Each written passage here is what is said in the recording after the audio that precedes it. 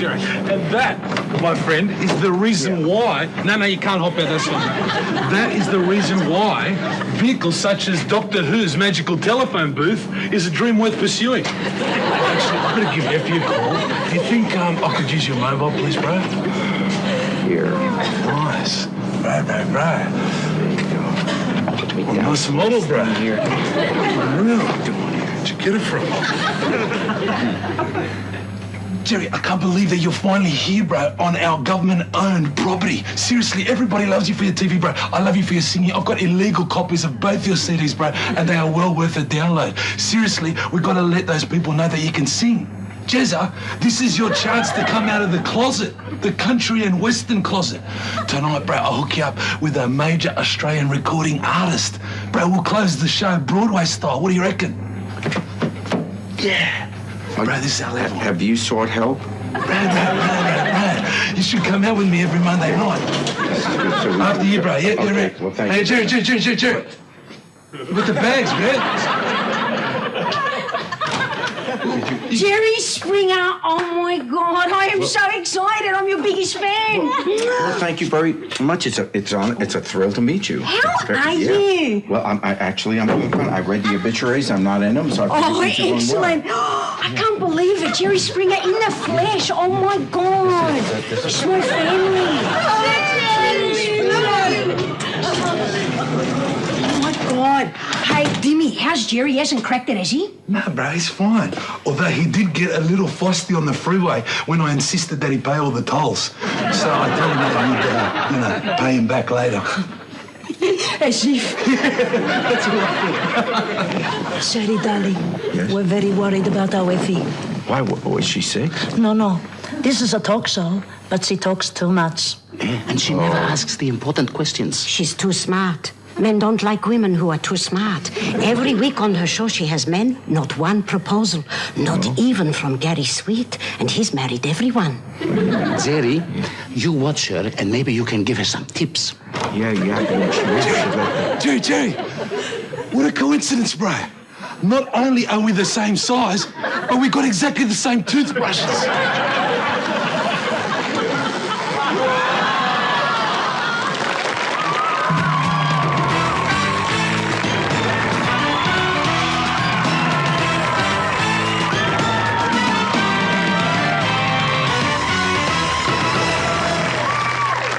Australia, how are you? And welcome to our band, Yashu Indi. Oh my God, what a week. The dirty talk around the flats has been out of control because of our Australian television exclusive with Jerry Springer. How good are we? Hello. Tonight on the show, we have the wonderfully witty Wendy Harmer and the tremendously tall Tara Moss. Our first guest, but is an Emmy Award-winning ex-mayor, a country music singing talk show host. He's the politically aiding, Kennedy-loving Jerry of Springers. Ladies and gentlemen, please welcome Jerry Springers!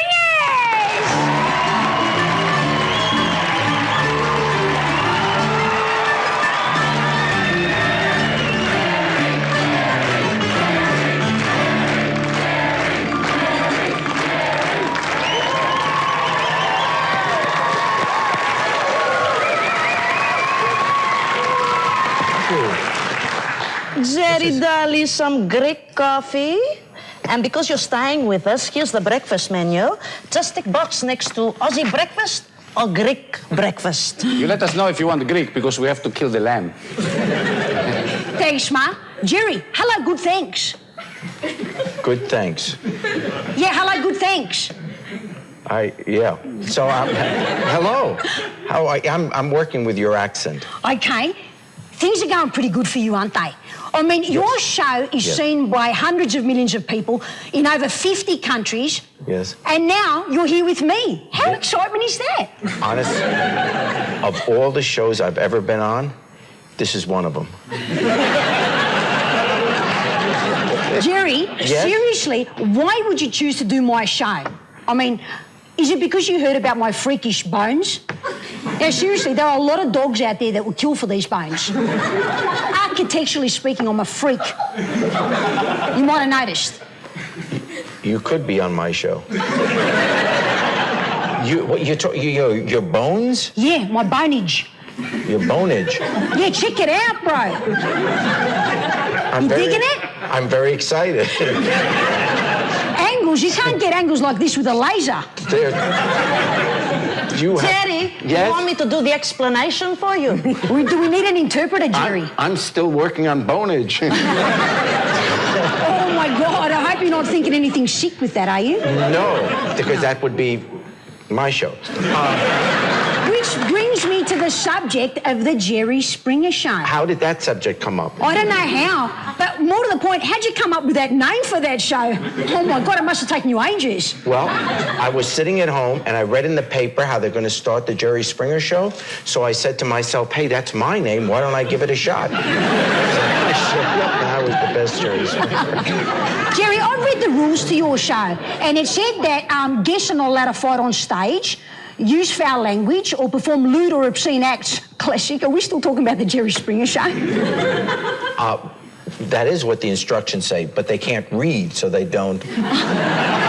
No, I'm just teasing. Jerry, on the Jerry Springer Show, apparently you don't know what the show's going to be about or who the guests are going to be on that show until you come out. Is that right? Right. How comes? Is that just an act of laziness or curiosity? It's laziness. No, I don't know what it's about. Because I don't care. No, I do care. But who knows what it's about? Whatever you think it's going to be about, it ends up, they're not going to remember what to say. So I just come out and I have the same reaction that an audience member at home would have. That's the idea, is that I'm just as surprised as you. Spontaneous reaction. Spontaneous, that's good. You're not being condescending, for crying out loud, are you? Because I'll introduce you to the slop, which is a cross between a slap and a chop. Because we know cons. Could you please? Being a Greek. Could you please hurt me? I'm so lonely. Hey, Teddy. It was a long flight over. Do you know how long? Yes! Well, excuse me, I'm sorry. You're the mother. I am the mother. You're a very Jerry, attractive mother. Oh, thank you, darling. Oh, Jesus, you crack onto anything, mate. You're unbelievable. Jerry, you know, with my Effie show, at the end of night, I still not know what it's about. Your show deals with the seedy side of society, you know, full of lies, adultery, backstabbing. I must take you back to your days in politics. Didn't you get a job out of law school? Your first job was working for Robert Kennedy? Yes, that is true. Tell us about that. Action.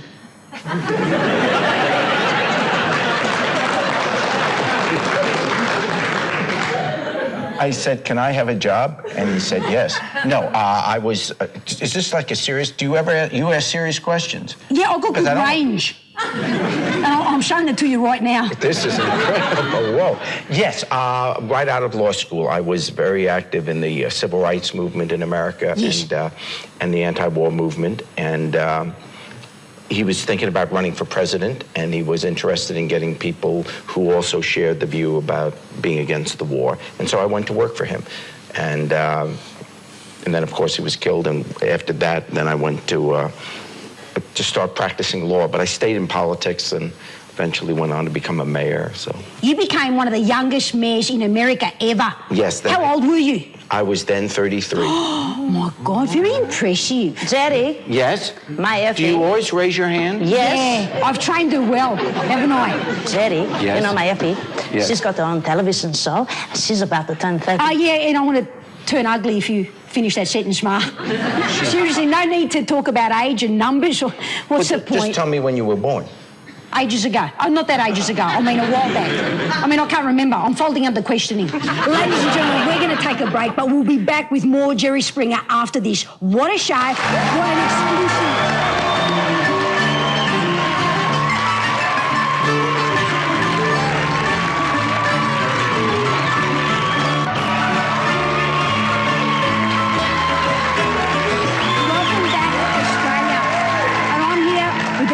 Jerry Springer. Jerry, Yes. Let's get back to you in politics. Okay. You did something as a politician that no politician had ever done before. You were honest. Yes. Didn't you get busted for getting a certain type of unhygienic massage? But you were brave enough to fess up about it? What happened? It wasn't that good of a massage. No, but you got sprung badly, right? Yes. People didn't know, but I held a press conference and told people what I did. What did you do? I just lay there. And then what happened? And then the time was up. But you paid by check, didn't you? Well, yes, but my credit's good. But that's how you got sprung, huh? Well, that's the proof I had that I did it. Right. You should be like Greek men, Zeri. Always pay cash. You had a career. I had a career. In politics. In and politics. Then you moved into TV journalism. How comes? Huh? Well, I had served 10 years. Yes. And then I couldn't repeat again. They had term limits. So I took a job with the NBC affiliate in Cincinnati and became a news anchor. So I broadcast the news every night for 10 years. Yeah, and not only that, Yes. you were top rating and you won 7 Emmy Awards, correct? Is this a test? Yes. But if you know all this, then what are the questions? I just want to show you that I do my research, You Springer. really do. Yeah, You do. I I'm very care about impressed. my subjects, unlike you that goes out unprepared every day. Hey, I just want to say, I know something So else great. about you. Yes. Why? That I like to hold your hand? Apart from that, Yes. that's logical. You've got but 20 this bit's not. You've got 25 minutes to get your hands off me. Oh, you call the police. I've heard a little bit of dirty talk, I've got to say, about you and your future. The dirty talk is Yes. that in 4 to 6 weeks, you've got to make a major decision. Do you go into the Senate or Yes. do you sign up for another series of Jerry Springer Show? Is that true and correct? That Is it? if it's true, it's probably also correct. And is it both? Yes, I have to make up my mind, but I'll tell you after this show, I think the decision has been made for me. I can kiss politics goodbye after No this. way. No way. I'm a good girl. I would never harm your reputation. I'm A virgin. Thank you, Ma. A what? A virgin. A virgin. Virgin. Yes, You're true. like an airline. I suppose, yes. But there's nothing blue about me, that's for sure. Now, Jerry... Why? You got off that in a hurry. Yeah. Jerry, how does Jerry Springer from the Jerry Springer Show go into politics without all that luggage? I think baggage. I think it's... Not Johnny. I mean, what's the difference? Baggage, luggage, it's the same thing, isn't it? You carry both, don't you? Are you being political now and not answering the question? I'm Are you answering. practicing for the Senate? That is the question. It's a very good question. Are you going to do it or not? You'll be the first, you're second to know. Tell me now so I can be the first. What if I just whisper it to you? Tell me, go on. And you promise you won't tell anyone else? I promise I won't tell. Come on. Here, boy. Here, Jerry. Here, Jerry. Go. Don't Come get on. out. Go. How you been? Oh.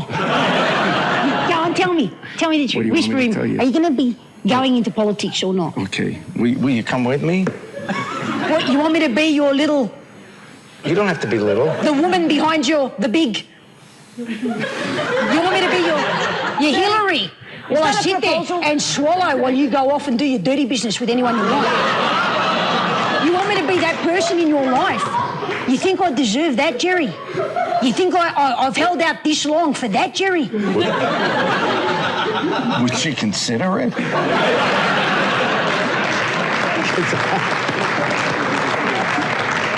Jerry, let's talk about your first day at school in New York. You had a few image issues back then, didn't you? I did. I was born in England, actually. Yes. And so when I came to America, I had a very British accent, but I was only 5 years old. It was the first grade. So the first day to school, my mom dressed me in what she thought boys wore then, because at that time in England, boys didn't wear long pants until they were like 16. So she dressed me in my blue suit, which was shorts, a jacket, a bow tie, a beret, and knee socks.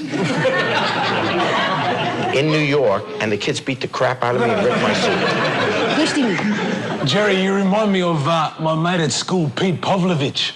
He was hounded mercilessly just because his grandmother knitted his PE uniform, bro. You should have seen him chafe. Now. What? What now? Can I hold your hand again? Yeah, all right, come on. Thank you. Now, Jerry, as a 16-year-old, Yes. you were involved in a legendary Australian sporting moment in tennis, weren't you? Oh, that is right. That's right. Tell us about that, Okay. if you feel like it. I will. Will it be able to be told uninterrupted, or is this going to be no? I'm teasing you. I'm teasing you. Don't tease me, I tease myself. Go on. You ought to be in a movie. No, okay. Tennis, 16-year-old, Australian. Right, I was a ball boy. I was like the little boy that runs in front of the net to pick up the ball, right? Duh, we know what ball boys are. Well, good. And here, I bet you do. No, because you love tennis. She loves tennis. Oh, what They're mind? very protective over me. They should be. I love my fans and they love me more.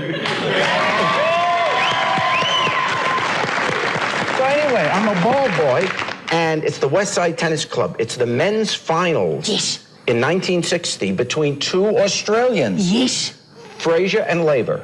that's right. Rod Laver and Neil Fraser, right? That's right. They're in the men's singles finals, and I'm the ball boy. I had done that, enjoyed it. It was exciting. Several years later, I'm now in college. No, I'm in law school. And I go to the movies. And I'm watching this movie, and they had, right before the movies, they showed newsreels, Yeah. old newsreels. And they showed this sporting event, and it happened to be that finals. And I'm watching it, and I said, that's familiar. And then I realized that little boy running in front of the net, that's me.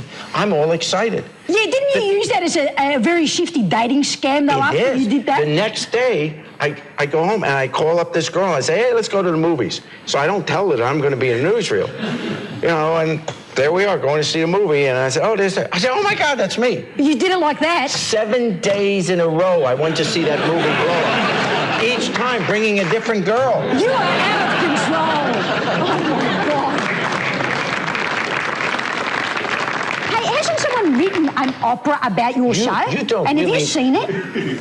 Yes, there's an opera out now called Jerry Springer the Opera, Yes. and it's a real opera. I had nothing to do with it. They just did, but it's a real opera, and it's very big in England now, and it's going to America. You're into music. Opera's not the only style of music that you're into. I mean, you're one of America's leading Jewish country and Western singer-songwriters.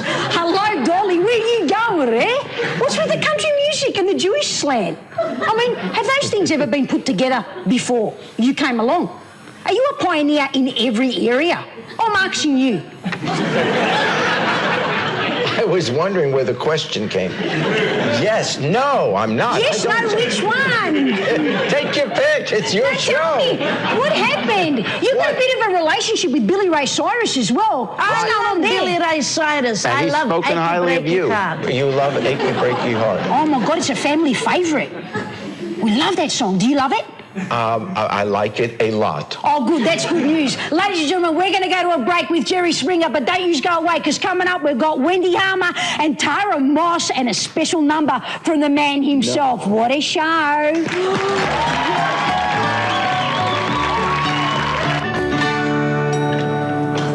Wendy Harmer! Thanks for doing the show. Pleasure, you look gorgeous. Thank you, sweetheart. So do you. Hey, guess what? Jerry Springer's here. Jerry Springer's here? Yeah, so exciting. Everything's going great, except my parents keep taking him into corners and whispering, colluding, whatever that means. Okay. Yeah. Hello? Yeah. Wendy Harmer, Jerry Springer, Wendy Harmer. This is my Jerry. family. Hey, I've got to go up onto the roof. Okay? And I'll see you up there. When did you Bye. get in? I hear Greek people whispering in corners with American talk show hosts.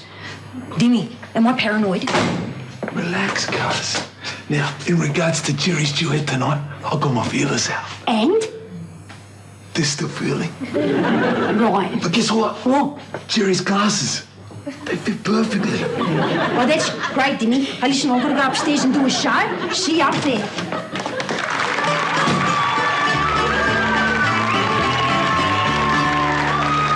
Welcome back, Australia. I think everything's under control, at least I hope it is. My next guest is an opera-writing, chicken-raising, joke-telling #1 star of Sydney radio. Please put your hands together for Wendy Harmer.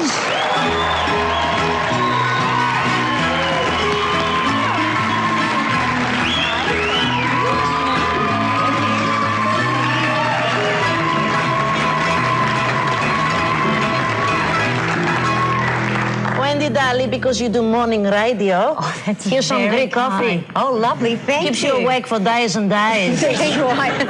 Just kidding. Thanks, Mum. Thank you very Wendy, hello, good, thanks. Oh, not bad yourself. Yeah, no, I'm good. Yeah, thanks. Excellent. Yeah, me good to too. have you Yeah, here. good. It's very nice to be here. It's beautiful. It's very posh, isn't it? It is posh. You've got your tomatoes That's growing. right. It's Jerry's great. been in awe of our set ever since he got here. Oh, Betty has. Wendy, Yes. let me put it to you simply. Yes. 1 Wendy, 2 kids, Yep. 3 books, Yes. 4 plays, Yes.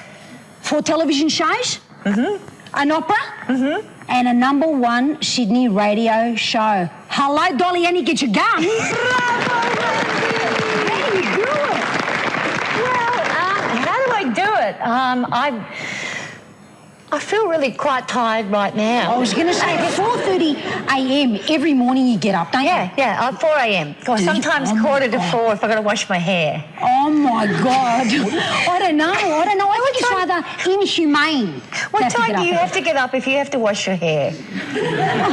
Like a week ago. It's like we take a long time to dry. Oh, your no, hair. I've cut it down to a very succinct 3 hours.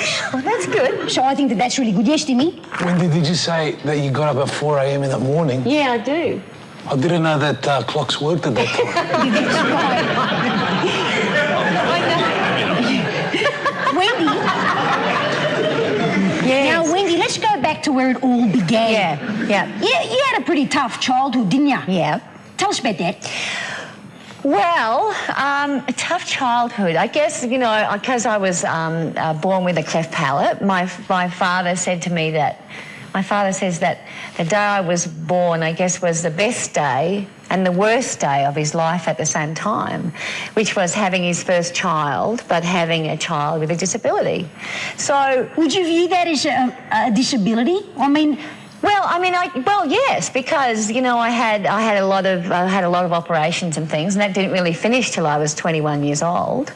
But it was interesting when I was at school, and the kids used to pick on me and stuff, and I would go home to my mum and dad and say, "Oh, the kids are picking on me," and they'd say, "We want you to go and stand in front of the mirror. Yes. And when you can find something to complain about, you come back and tell us."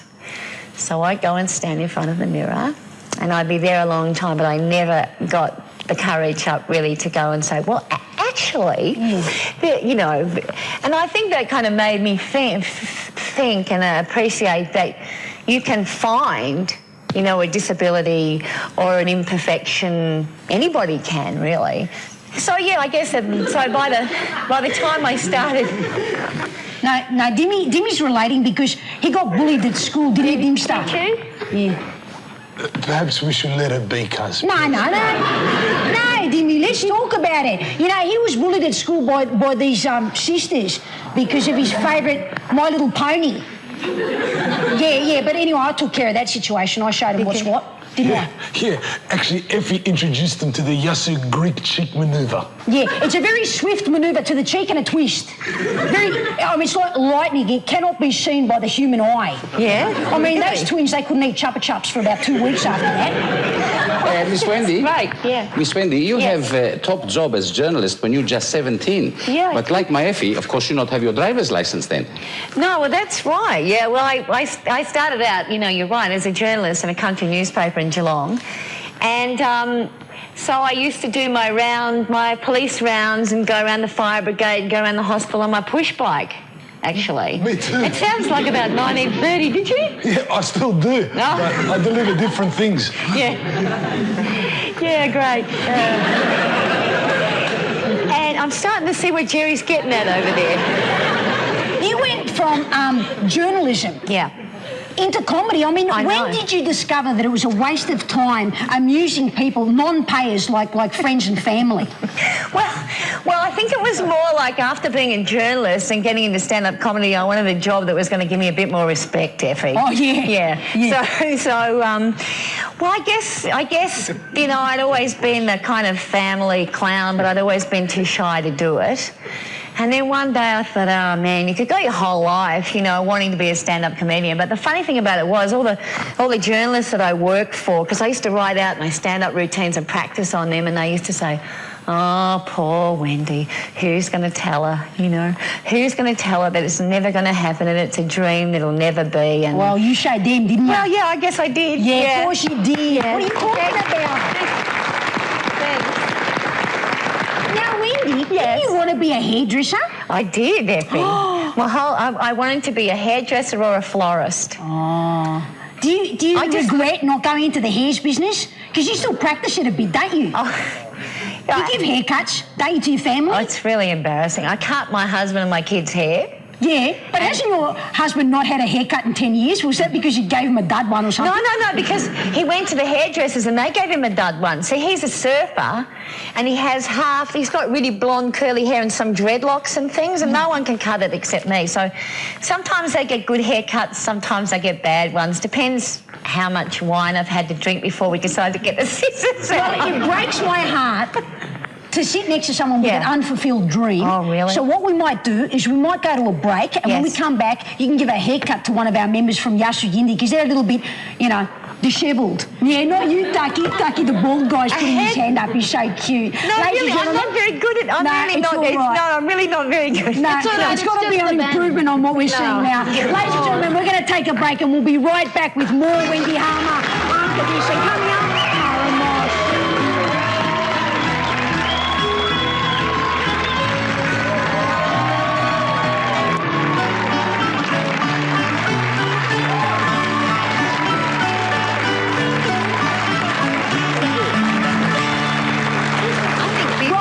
Australia, Wendy's doing a top job on how about I just give a comb forward? Like exactly. What do you think? Exactly. I think he's particularly attached to the mullet look. Are you, Nico? The mullet. Exactly. An enforced mullet. That's right. No, that looks good. Hey, Nico, get back to Yasu Yindi because I'm paying you guys. Thanks anyways. You're welcome. Thank you to Wendy Harmer and her hair techniques. Thank you. Nashikala, Nico. What a sweetheart. Now, Wendy. Yes. Come sit down, sweetheart. Okay. Yep. Thank you. Wendy. Yep. Let's talk about the Logies. Is it better to win one or to host one?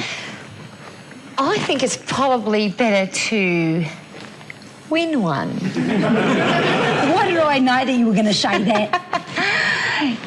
Yeah, it's probably better to win one. It's probably a shorter time to be there, to be up there, and to get off again. And then you know that's been, you know, you're taking away something positive from the evening. You're talking in metaphors. Yeah, I am. Not petty forms. I am. I'm talking in metaphors. You'll have to keep going. Go on, drag it away. No, I don't want to drag it away. Do you want to add anything more to that? No. Okay, let's move on. At the Academy Awards, Wendy, you forgot two very important things, didn't you? I did forget two very important things. When I went along, I had I just had my first baby, Marley, and he was 3 months old.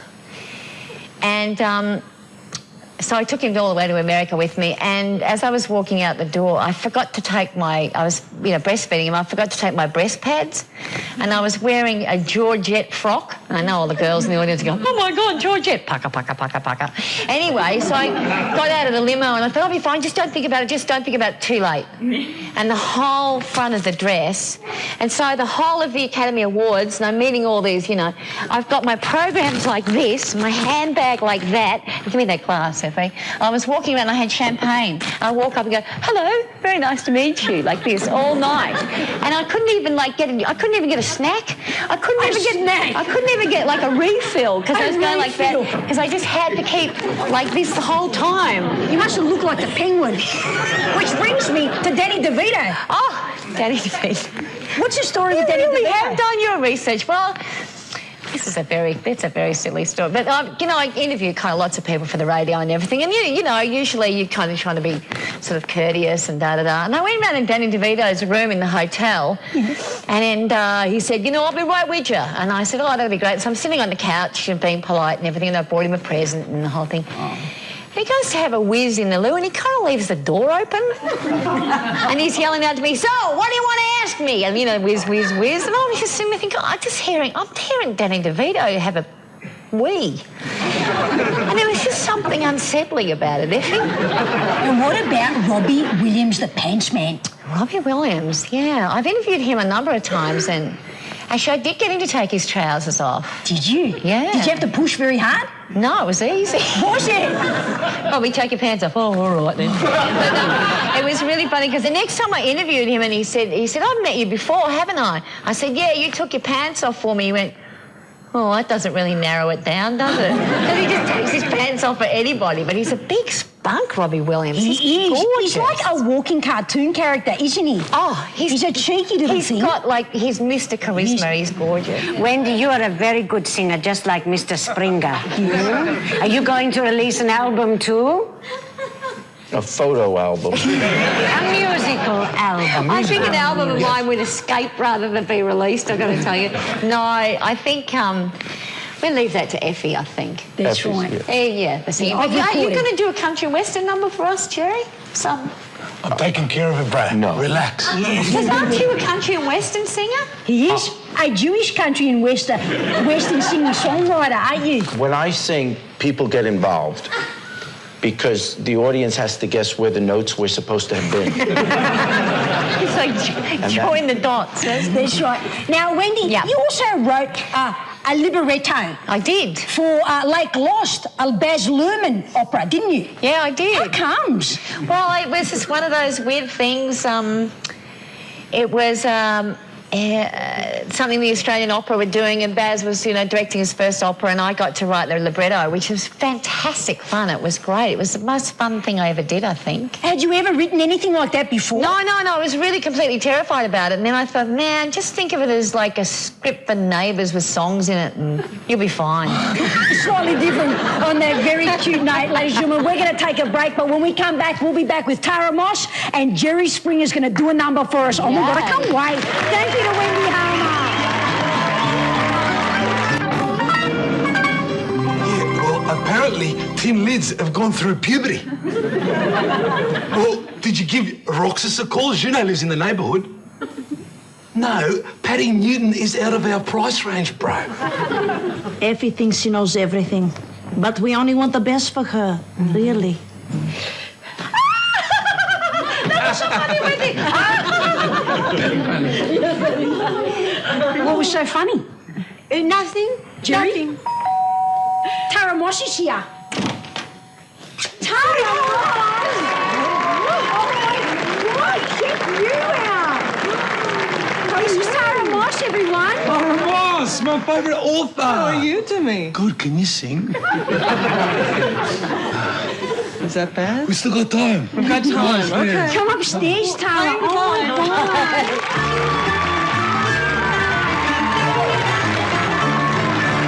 My next guest is a Canadian-born, super smart, super model, super sleuth, and super author. Please welcome the very super Tara Mosses.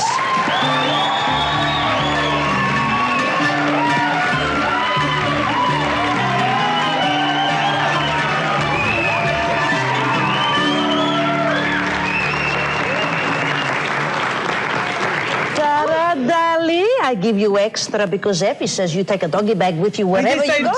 I do. Did you bring your doggy bag here? I did, in fact. First, you might want to just take a look at the something. Show us what's in there. It's moving. It sure is.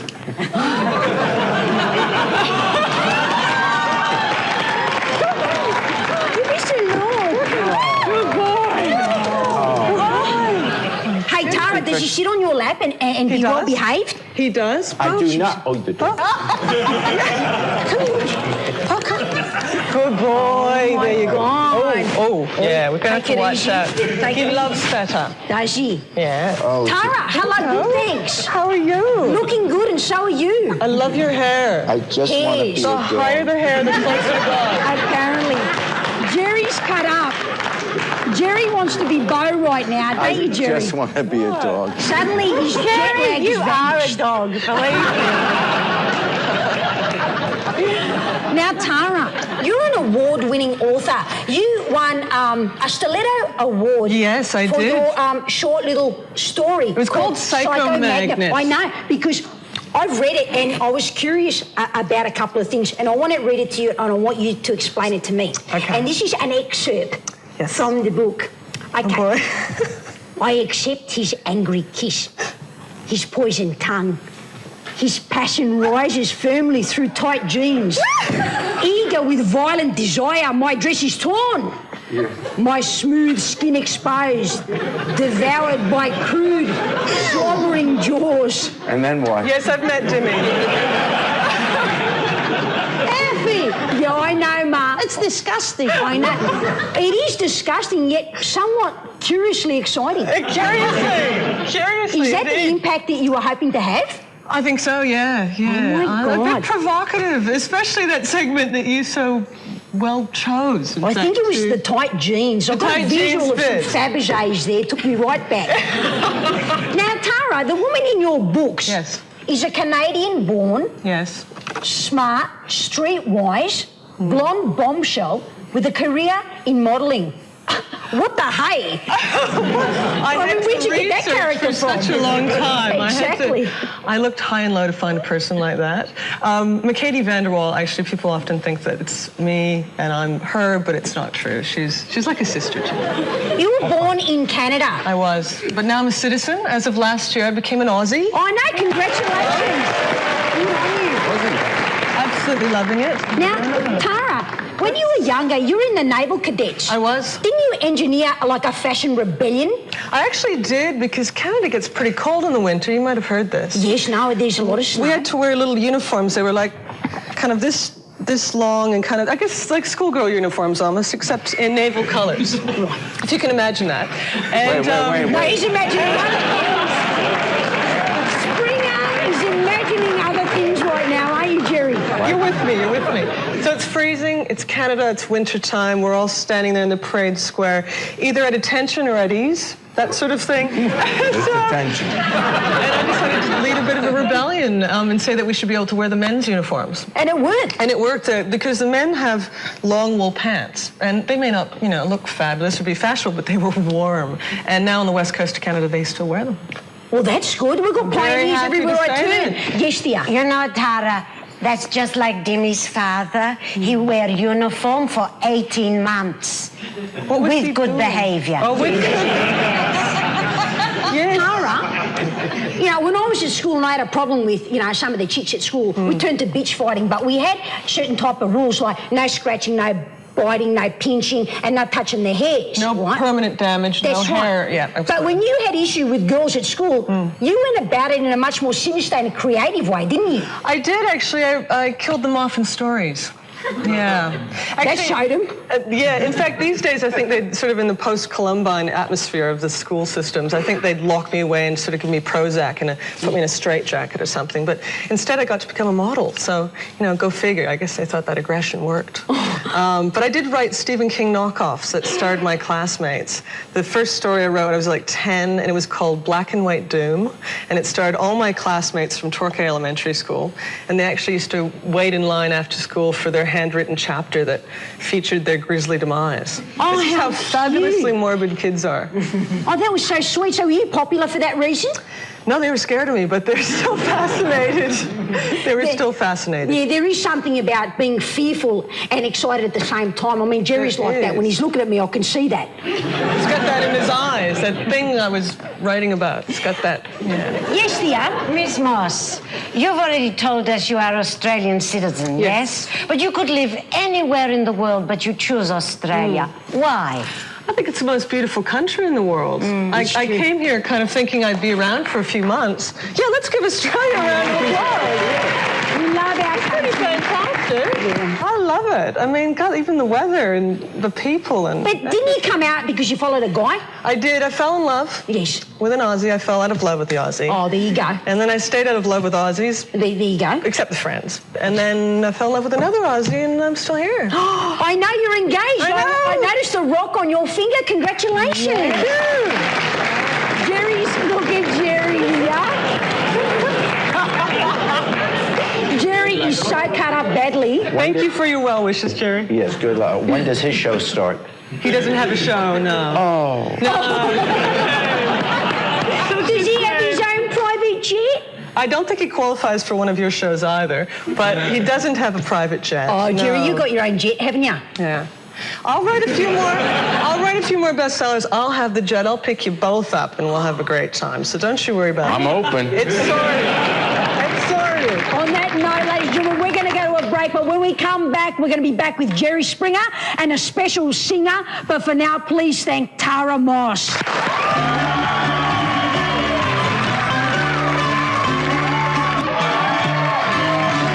Welcome back, Australia. Well, it's now time for the magical musical moment with a suave songster, Mr. Springer himself. Dimi, who's singing with Jerry tonight?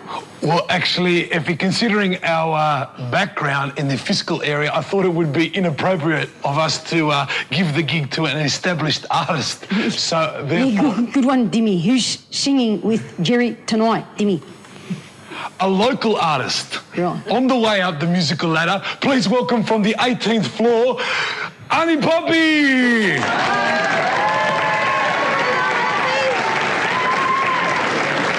Oh my God, it's my beautiful mother. You don't know what this means to her. She's the biggest fan.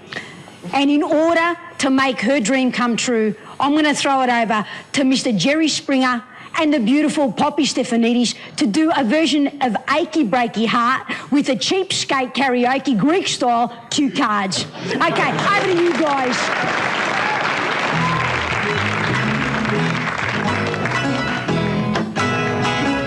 Do you know the words?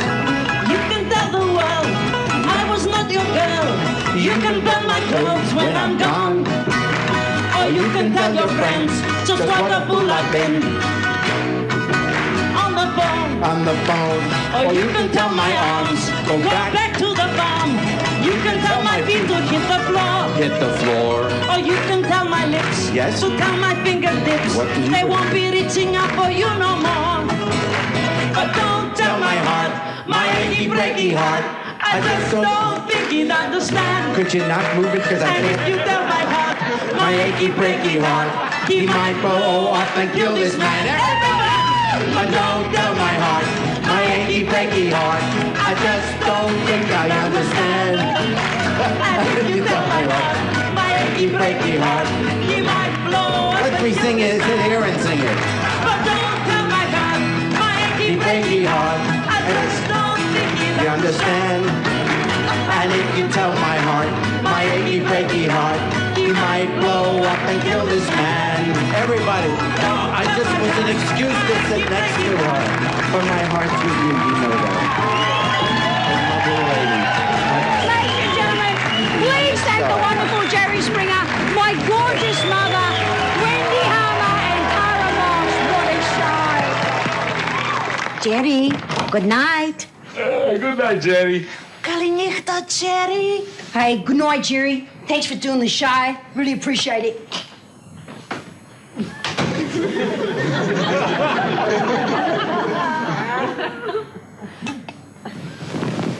Hey, Jerry. Guess what? We got exactly the same slippers, bro. Spooky.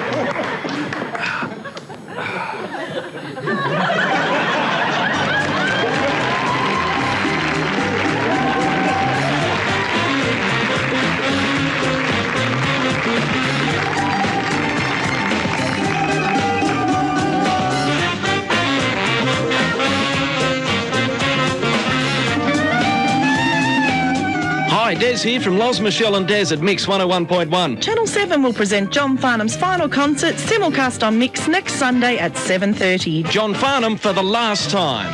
All New Providence is coming up next on 7.